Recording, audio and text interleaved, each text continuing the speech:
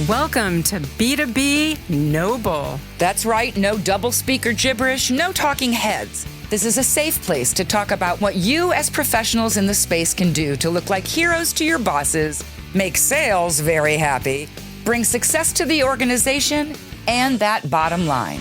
Let's get started. Hi, everybody. Welcome back to another episode of B2B No Bull, where we actually talk, about marketing with absolutely no buzzwords. And I'm her slightly wiser, slightly older brother, Mark Brohan. And today we are diving into an issue that's just top of mind with anybody in marketing, let alone the job market in general, which is the issue is the fear of job security in a world being taken over by AI. Yeah, I would totally agree with that. There's kind of two ways of looking at it, right? And our guest is going to help us navigate all of this. The first way is, oh my God, it's going to take my job. And the second way is, no, it's going to give me superpowers. So maybe we can really focus on the positive here. So like Johnny Cash would say, we're going to walk the line because you're mine. I walk the line. So today we are joined by Drew Neisser, founder of CMO Huddles, host of the podcast Renegade Marketing Units, and a guy known for two things: interviewing CEOs and wearing a penguin hat. Yeah, welcome, Drew. And I'm just going to add, you've interviewed over 600 CMOs. And your podcast, it's Renegade Marketers Unite, right? Correct. Yes. You're like the OG of marketing podcasts. So we bow down to you. Oh my gosh. We get the gurus of these places. So anyway, Drew, we can't wait to hear your thoughts on AI anxiety, the future of marketing jobs, and specifically how marketers can turn this moment into their advantage. But I do want to back up just 1 second. Let's just kind of start with a little bit more about Drew, from Drew maybe even. So you call yourself Penguin in Chief. I think Mark mentioned your firm, and everybody's at that level is, flocking awesome. Wanted to make sure I said that right. You did well. So tell us a little bit about all that. So it starts with I'm snorkeling with my wife in the Galapagos, and 6 Galapagos penguins swim around me. And that was a wonderful experience. And when we got back on the ship, I learned from a naturalist that a group of penguins is a huddle. And so, immediately, I literally at that second texted the designer of our logo and said, figure out how to get penguins on it. But what's interesting is later, as I got back to the mainland, if you will, is that these curious, resilient, and problem-solving birds are like the parallel to the community group, like exponentially. And I have to ask you a fun fact because it tells a lot of the story right here. So take a guess at what the differential temperature between, say you've got a penguin huddle of 2,000 birds. What is the differential temperature inside the huddle and outside the huddle? Wild guess. Oh, wow. I even saw March of the Penguin and don't remember the answer to this question. So, I don't think they answered. I don't think that fact came up there. I don't feel stupid. But take a guess. Take a wild guess. I mean, look, it's 30 degrees. 30 degrees. Good guess. Mark. 32.69. Oh, well, I guess in that case, you're closer. But the answer is 70 degrees. Really? Which is kind of mind-boggling. And remember, they're doing this without a leader, and they're actually rotating in and around and together. And by the way, some of the penguins in the inside of the huddle get so hot, they have to go and roll in the snow. And it could be minus 20 degrees out, and they're rolling in the snow to cool down. But what I love about this mascot and metaphor is that CMOs, first of all, they get it and they have fun and they appreciate the brand aspect of it too. But it is warmer in a huddle when CMOs are sharing, caring and daring, as we like to say. They're sharing their challenges and sharing their solutions. They just feel they leave the huddles a little bit warmer, which we love. And I have to add one important thing, because a lot of people adopt animal mascots. I'm talking about you, say Munsingware or Pittsburgh Penguins. and they're, appropriators. We're not. We donate 1% of revenue to the Global Penguin Society, which is the leading penguin preservation and research organization in the world. So there it is. That's the penguin story. And it's very admirable. And I love that a light bulb just went off and just kind of inspired you to put it all together, and that the pieces of the puzzle worked so well. Good job.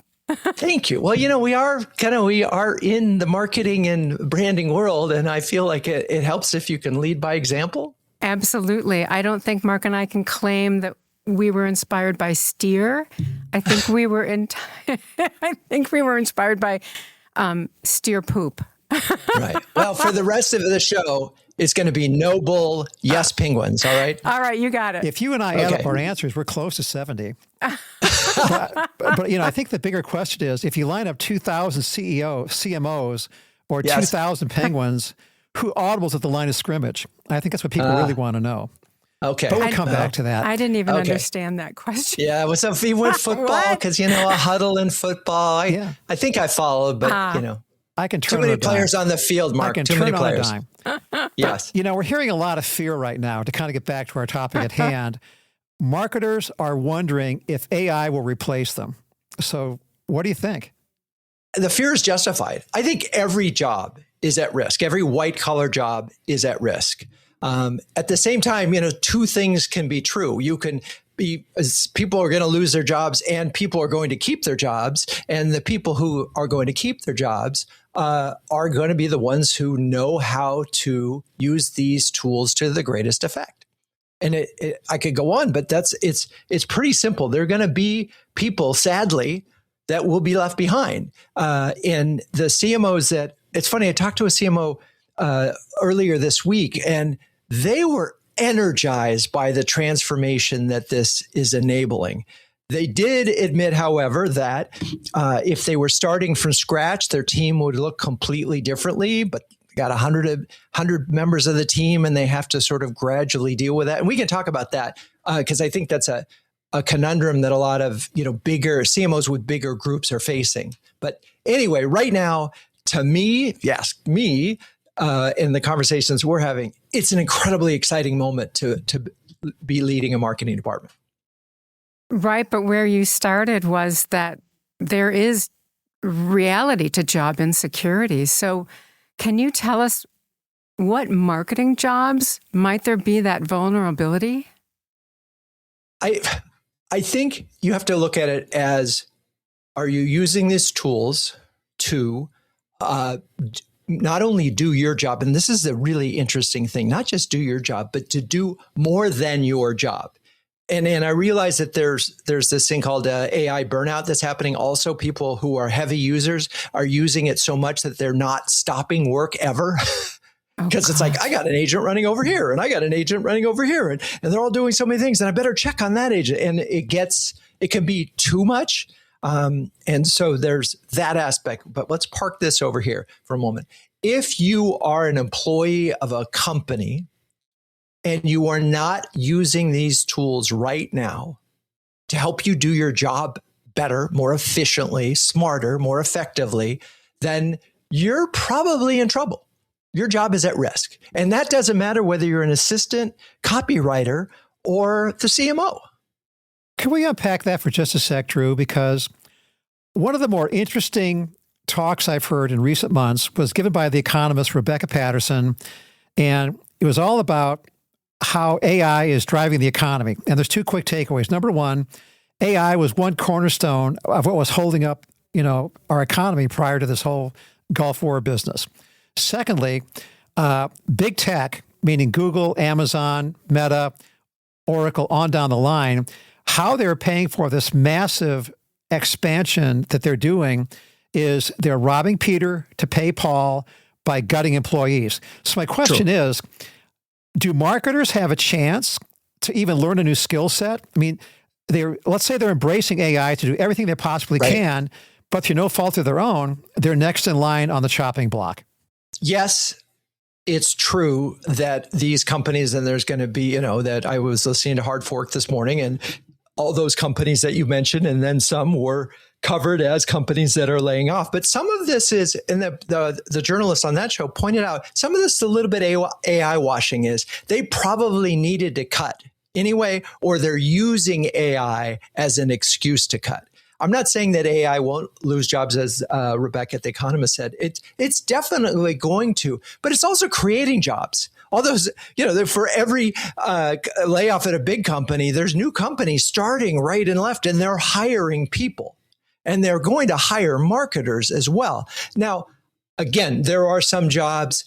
We work pretty closely with Amanda Kalo from One Mind, who's created a superhuman SDR that's phenomenal. And I do think that there will be fewer SDR jobs, but that doesn't mean there will be fewer sales jobs necessarily. They'll just be doing different things. So yes, I think, I am not completely convinced that there is going to be billion-dollar companies with 3 people running them, as some folks have offered. Look, smarter minds than I would probably may disagree with that. But what I'm seeing is that the tools are enabling people to do more. And if marketing is hitting its pre-agreed targets for sales and supporting sales, they're not going to gut marketing if it's working. That is totally reasonable. And I've heard you kind of, mention that this feels like another industrial revolution, right? So tell us a little bit about how you frame that. And we're at the beginning of the industrial revolution, and you just kind of talked about, a little bit of what the future might hold. Can you tell us a little bit more about what you mean by that? Yeah, it's funny. I just listened to a sort of American history book that sort of chronicled, I think it was about 1818 to 1848, and the transition that the workforce went through in that period, which is just sort of beginning industrial revolution, because you have trains and you have steam power and you have certain things that are transforming. And what happened was a lot of farmers moved to cities and got jobs. They stopped farming and they got jobs in the cities, starting to work at factories. What really, it's easy when you think about this and you say, okay, automobiles, a whole group of people who were related to horses and carriages and fixing those horses and feeding those horses, and all of those jobs disappeared. And then a whole new set of jobs up, gas station attendants, not a great job, but, get all sorts of other jobs, tire manufacturers and other ways, factory jobs to create the cars and build the roads for the things. So you have to, and, ultimately more jobs came out of this. Now it's bumpy. It's not, a free market is really lumpy and bumpy. And so you asked earlier about disruption from AI. Are we going to see some types of job like the carriage driver go completely away, and those folks are going to have to be reskilled and retrained? And it's going to be painful. And I think certain countries will be enlightened about retraining their workforce. But I also think that those countries will be perhaps changing their educational system. Like the education system in the U.S. changed at the beginning of the 20th century, when Rockefeller said, I need a certain type of people with a certain kind of training. And he changed the education system. I think that is upon us as well. And when that happens, that imbalance that we foresee can start to be corrected, not without a lot of pain. Yeah. I'm not suggesting that. But let's not forget key byproducts. If we didn't have the agrarian to the Industrial Revolution, we never would have had the Beverly Hillbillies. So there really is some things to take in stock here. But I want to get tactical if I could. Please. One of the things you talk about is building a strategic AI framework for marketing. What does that look like, do you think? So here's the thing that I noticed in the first year and a half too, that AI was a solution in search of a problem. A lot of the CMOs were advising their team, hey, here's ChatGPT, go play. Go figure out what you can do with it. And the obvious the challenge that you had, and the reason why so many studies showed that these pilots weren't working is you weren't trying to solve business problems. You were just seeing what the tools can do. Well, it's like, give me a hammer. I can probably break something, right? Which I, have been known to do. So if we have a framework, and by the way, there are many strategic frameworks that could work, and it sort of depends. Maybe the company already has an operating system that they use.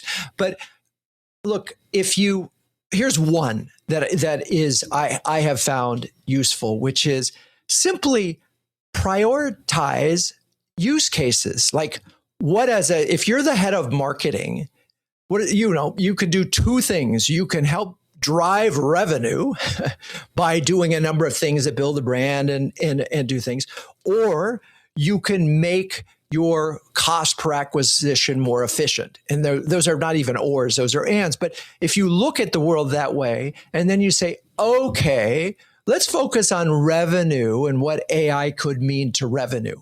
That's a big question, right? It's a real challenge. So you try to break it down and so forth.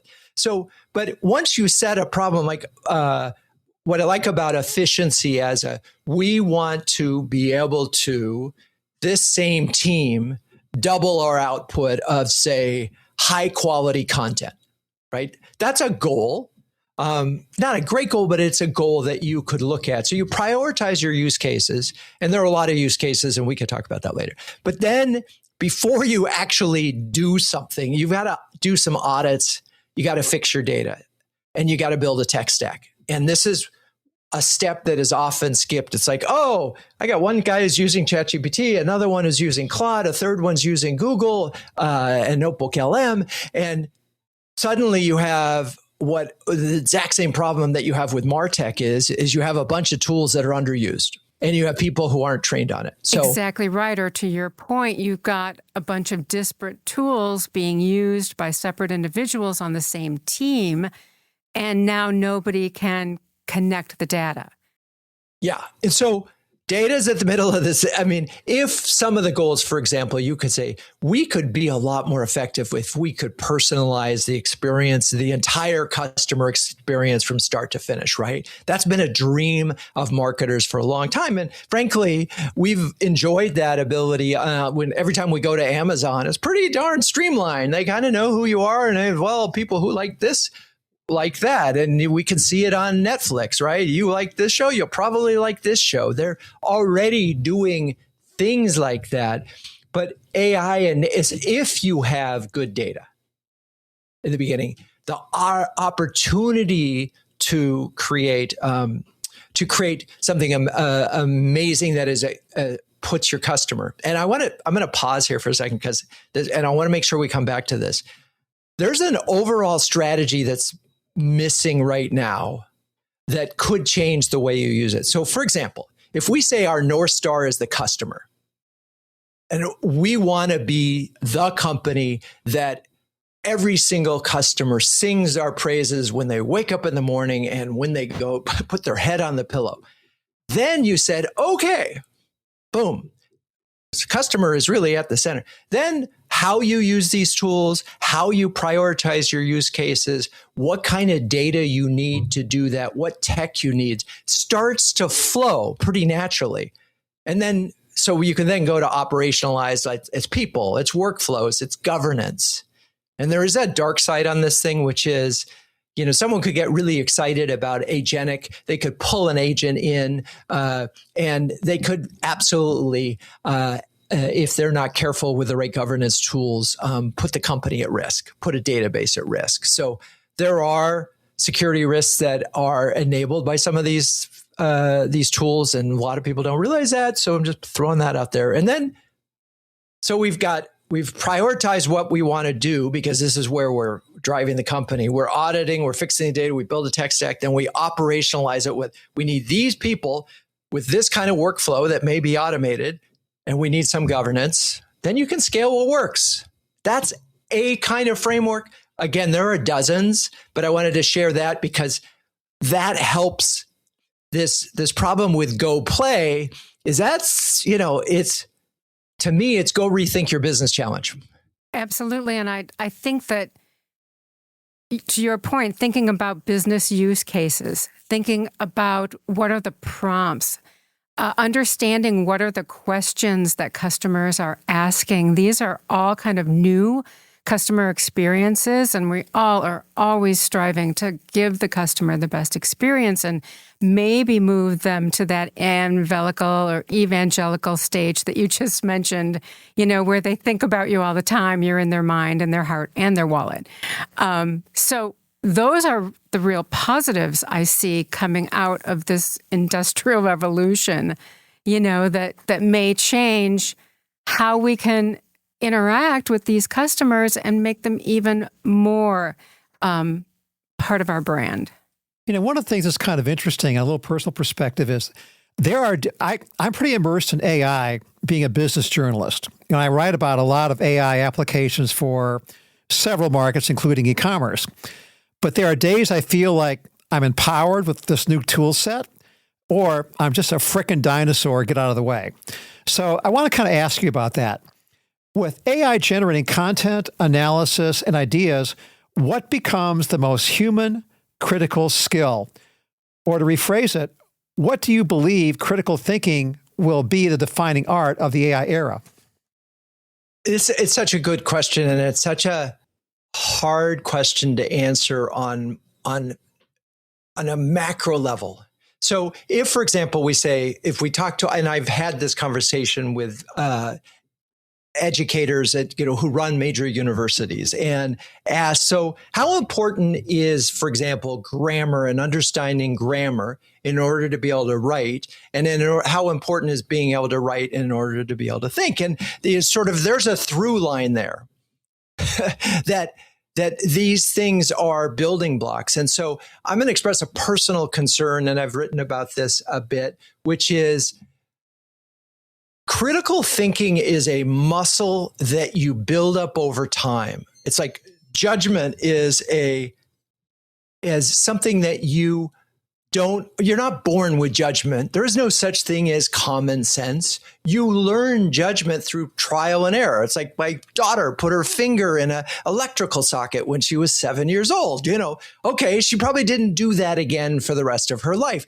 That was a way of learning, not a great way, but it's a thing. So I remember, and it's funny, I wrote this post and many people have it, when both in college and then again in the business world, I had a boss who redlined my first 4 memos that I had written that were supposed to go to a client. And it looked like a redacted CIA thing. I mean, it was brutal. And eventually it stopped being that way. And what's interesting is as I learned to write in this business format, I also learned to think better and more broadly about it. So he's teaching me to write in a business style, but also teaching me to think. And this is the thing that I'm worried about the most is you cannot replace your brain with these tools. You can use them as thought partners if you use them the right way. And I think that's a critical thing. Can I ask a follow-up? Which sure. is, I mean, if you keep in the timeline for AI to where we are now, we're not even talking 2.5 years. That's how fast this stuff is coming on. Yes. So we talked about ChatGPT. We talked about go play with it and the pros and cons of doing that. Now, we're within, if we're not there now, we're clearly within, in the marketing world, 12 months of having AI going from being a task performer to critical thinking. And I'm taking a crash course in Claude. And boy, is it interesting what that stuff can do. But having premised that, my question is, how do you balance critical thinking with not letting the tool do all the work for you, but you becoming the critical thinking master of the tool? I mean, I'm struggling with that. So if I'm struggling with it, I think maybe others are as well. Any thoughts on that? I do. And so I'm going to steal directly from Jeff Woods, who wrote a book called The AI-Driven Leader. And he has a framework called the CRIT framework. I'm happy to walk you through that pretty quick to explain it. But it really helps you sort of understand the difference between give me answers and be a thought partner. And that's just mental mindset here is if you're asking a question like, hey, what's 2 + 2? Great. But if you want to explore strategies, for example, this framework is simple. CRIT. C is for context, R is for role, I is for interview, and T is for task. And I'll tell you the great unlock in a second. So context is just how much information can you give it? We get back to the data. How much more? Do you have a lot of data or a little data? Is it speculative? Do you need it to go get more data for you? But you have to give them the context of the problem that you're trying to solve. Then you define the role. So, it used to be, you are the smartest strategist in the world. And that's fine. You can do something like that. But a role, whereas you are the smartest strategist in the world who is going to be my thought partner, is a little better. The next thing, and this is the unlock, what happens is a lot of us will write 5 questions right in there. And as Jeff points out, what's so interesting is if you ask the questions one at a time, it allows the thing to help you think the thing through. And I do that now on almost every challenge that I have on. And it's amazing how it identifies, if let's say it's reviewed something that I wrote, said, you have 2 topics here. Which one is more important to you? Right. Right. That's a really great unlock for me right there. Right. That is. And so then finally, and this is the problem that most people focus on, what task is it that you want it to do for you? You do the interview one at a time before you say, at the end of this interview, you're going to help me do X. You're going to help me draft a framework for a strategic plan. You are going to help me put together a presentation for my boss. You are going to help me rethink our positioning, whatever it is that is top of mind for you. And you may have already had to help work with you on a strategic plan, and say you had 5 pillars on your plan. You're probably going through each of those pillars one at a time, and then you're going through 5 things. But at the end of it, you are the thinker. It's helping you as a partner. And this is a big difference.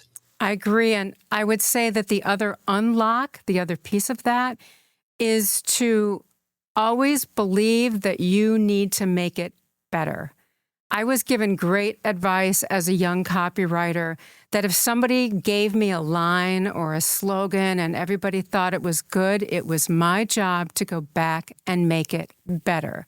Yes. So what AI presents to me, I look at and go, I need to make this better. That's where the critical thinking comes in. That's where our product, gains more value. So I just think everybody needs to think of it just as you just described. It's a starting point.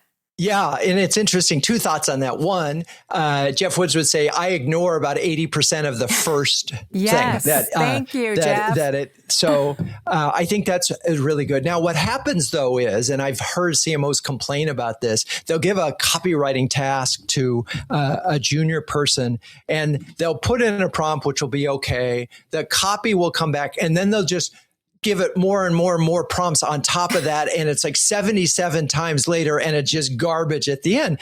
And so the reason there's so much AI slop is, one, people they just take the first one because they don't know better. Right. And this is the critical thinking that, Mark, you were talking about. They simply don't know what good is. And so you want average, you get it that first draft. Now, Nicole Leffer, who's an AI advisor who we've had at some of our strategy labs and on Renegade Thinkers Unite, she'll talk about how the next big mistake is you keep whittling on that original prompt. She would say, don't go back to the first prompt and fix that and have it start again. That's great advice. Yes. So, nice little, and I certainly have seen that be the case. So do you think that CMOs, since you talk to so many of them, are going to help their teams with this learning curve? Are they going to be able to have the time to put in the effort to be able to make this a tool that helps everyone? Or they just want to speed through things and get to revenue? Yeah. So, Here's the interesting thing. So we've been doing our strategy labs. We were on the road for 4 days, New York, Boston, or Boston, New York, Durham, and Atlanta. And so we were with 40 CMOs over the course of those 4 days. And I will tell you categorically that every single one of those CMOs has various levels of initiative to help train their teams. Now, are they doing all training on the same tools? Are they doing the training as best as they can? There's a lot of variation in terms of it. Are they just giving a training once? Is it training with a purpose? So on top of that, I would say another 25 to 30% of those, plus others I've talked to, are actually analyzing where their team members are, not just their team, but sometimes across the company on a scale of 1 to 5. 5 being, somebody working for Anthropic creating an LLM, and 1 being someone who never uses it, right? Yep. And their goal is to say it is unacceptable to be an employee who's a 1. We don't expect you to be a 5, but we're going to help you to get to a 3, and it's on you to do this. And we're going to give you all the tools. We're going to help you do it. But, if you don't start to show that you're going to get there, and it's a tricky area because you can game the system, and I do think like any kind of coursework, it can be tricky. But when you help them, and again, I don't think the CMO has to do this themselves. There are professional trainers out there, and a lot of them talking about a business growth area. I know a lot of folks who are doing very well training companies right now on how to use these tools. So the CMO doesn't have to do it, but they do have to have we're here, we want to get here because of this. Because our big goal is to transform marketing into the most effective, demand generation and brand building engine in history. And when you talked about goal setting, my mind went directly to annual reviews. And I know that sometimes can be, a kind of a weird concept, but we put goals in annual reviews, and goals to get better at today's incredible tools is probably a good thing. Yes, I think annual. I mean, one of the things we didn't talk about is timeframes, and one thing that AI is doing is accelerating everything. Whereas it might have been, you could reposition a company and say, you got 2 years with that. You're going to be out. Now you're lucky to get a year out of a repositioning because it's just so easy for competitors to borrow your brilliant language to copy what it is you're doing. So I don't think, and the pace of the change of the technology, I don't think if you are doing annual reviews in the context of AI usage, that's problematic to me. This has got to be something that you're checking in with minimally quarterly. And again, there are companies out, and this is another business. There's companies that are monitoring employee usage of these tools. But, to me, it's not how many hours are you using ChatGPT. It's like, are you presenting to me better quality solutions faster than you did 2 years ago? Because suddenly you can do things you could never do. And I think this is where one thing is going to change. CMOs are going to really focus on hiring curious, tech-open employees, right? It'd be great if you could hire writers because they're the best thinkers. So writers who are curious, who are tech-oriented, hasn't always been a great mix, but because those individuals could do probably just about anything. Exactly right. I like that.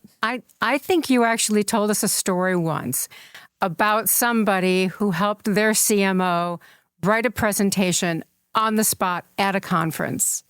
Can you tell us that story again?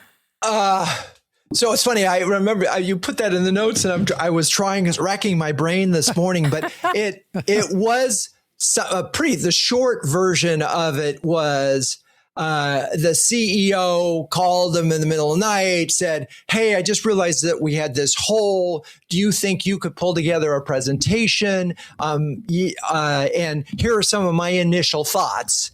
And in this particular case, I believe the CMO had already created a boss GPT and had already sort of captured the essence of what the boss was thinking about, the CEO was thinking about strategically. So they were able to literally take all this input from the CEO, input it into their GPT, outline and get out an outline that they could quickly share and say, does this sound like what you're thinking about? The CEO said, oh my God, it's like you're reading my mind. And then from there, I think they used another tool that is specific to presentation creation and pulled it off. And that kind of scenario could never have happened beforehand. It would have been an all-nighter. You would have need designers and you would have need it's kind of mind-boggling. It makes everyone a hero. Everyone, right? Yeah. It also reinforces the old axiom, make the boss look good, it doesn't hurt you. Right, right. I like the concept of boss GPT. That's pretty cool too. That's a logo right there. That's a new logo right there. I have a number of, I can't tell you how many of the CMOs in our community. I mean, I've written about it a lot to them and I know many of them do it. And I want to clarify two things.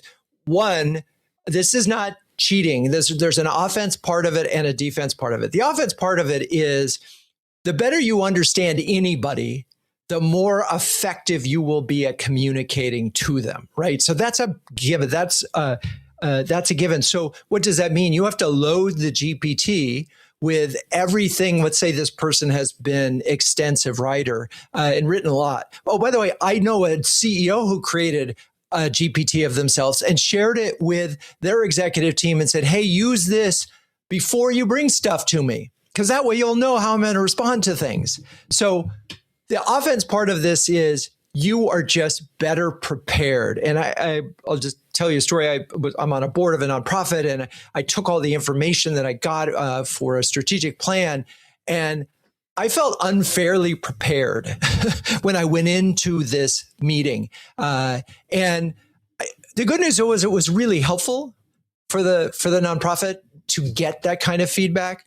It was my thinking with some help. And so you're not abdicating thinking, but you are using it. And so the offensive part of this is build the boss GPT so that you can anticipate the questions that you're going to be asked, so that you could think through the objections, the things they're going to like, and you're just more prepared. There's a defensive part of this, which is your boss probably is going to just throw whatever you send them into a GPT with a bad prompt.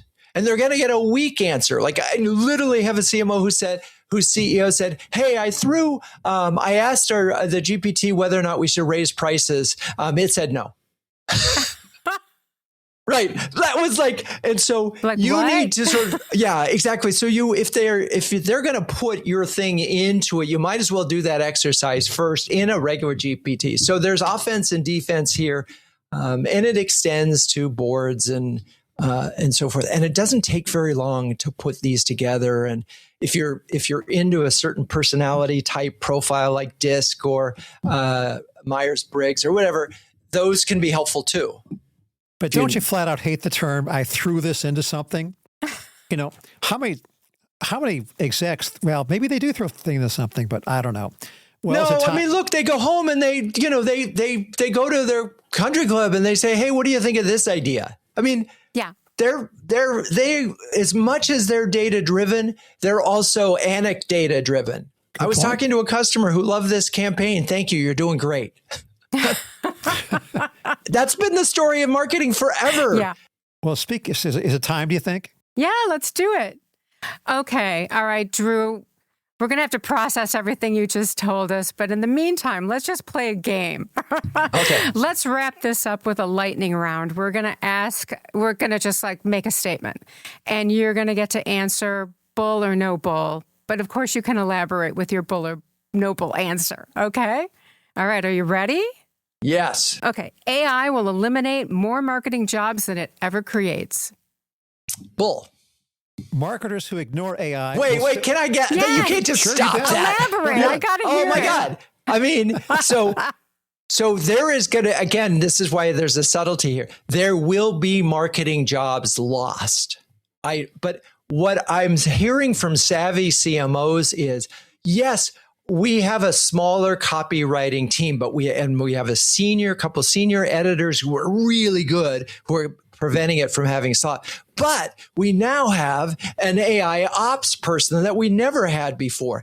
And we have some folks that are supporting sales in a way that we never had before. So we're able to take folks, we're still as efficient or more productive as we ever have. And the company wants to grow 20%. So if we don't add staff, but we help the company grow 20% with the same staff, we're heroes, right? So where this imbalance comes from when you say, cut the marketing staff by 20% and try to grow by 20%, you have, at least in the short term, because AI doesn't work every time. It doesn't work for every solution. You can invest a lot of time and you suddenly built this pilot and it doesn't work. Right. So the folks that, their apocryphal stories, hey, we've fired all our SEO people. Oops, that was dumb. We fired all our customer service people. Oops, It doesn't work. You could try to eliminate all your marketing jobs, but you're going to have a problem and it'll show up in your pipeline in 6 to 12 to 18 months. So, Bull or No Bull, marketers who ignore AI today will still have thriving careers 5 years from now. Bull. Yeah, they're done. They're done. I think that's the best short answer for sure. All right, here's another one. We were talking about timelines, right? CMOs who don't build an AI strategy in the next 12 months will fall behind their competition. No bull with a caveat. Let's hear it. So if you're in technology, there's no doubt. If you're in manufacturing or you're in some other category that is moving very slowly, I mean, there are still companies out there whose lawyers will not let them use AI internally because they're worried about copyright infringement and other things. So there are, however, if I flip it and say every CMO who is driving the AI strategy at the company, is essentially driving the transformation of the company, those are going to be the stars. Bull or No Bull, every marketer should have their own version of a boss GPT. No bull. Build it. Do it. Build it, do it. Absolutely. All right. Final question. AI will ultimately make marketers more creative, not less. Oh. AI will, it's bull, I think. Okay. and the bull part is, I think only humans will be able to make marketing more creative. And nice thought. I mean, I really think that's true on multiple levels, because I think, so if marketing is about helping a brand differentiate, stand out in a crowd, and communicating that story to customers, prospects, employees, and so forth, it's the creative things that will stick. I mean, most likely the one thing you will remember from this conversation is 70 degrees and penguins in a huddle. You're right. Yeah. So, all right, Drew, we'll tally up the Bull to Bull scorecard later. But before we go, there's one thing we'd love to know. If marketers remember one thing about AI, what should it be? What you have in your hands today is the worst it will ever be. It's only going to get more powerful. I like that. It's only going to get more powerful. Yeah, that's the dawn of any industrial revolution. It always got better. So there you go. That's a great way to end this episode. And we can't thank you enough for being here and sharing all of that with us. I mean, really, it's very heartening, but we all know what we need to do. So thank you for all of that wisdom.